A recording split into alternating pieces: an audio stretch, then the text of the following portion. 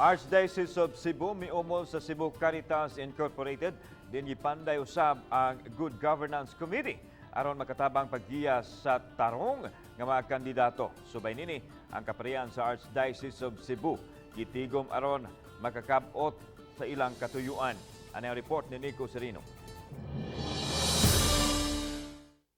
Subay sa 11 kalambuan sa simbahan sa Sugbo, Cebu Citizens Involvement and Maturation for People's Empowerment and Liberation kon CICIMPEL mipadala og suwat kang Arsobispo sa Sugbo Jose Palma ni atong Agosto. Ilang gihangyo ang Arsobispo nga itugya na lang ang tahas ngadto sa kaparian nga nag-umol sa Good Governance Committee.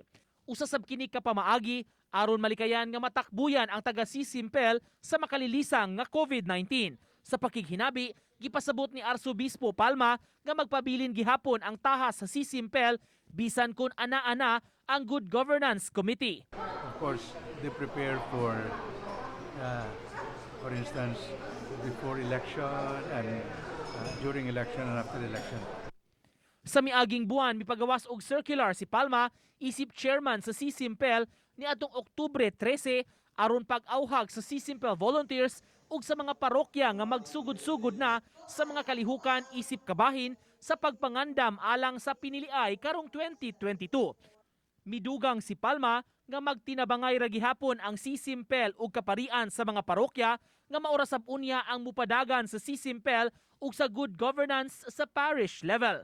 To generate that sentiment of people who should run, should feel that they are doing this for the sake of really good governance, for the good of the people. Uban ni Rod Prado ug Clans Gabutin, Nico Sereno, Balitang Bisdak.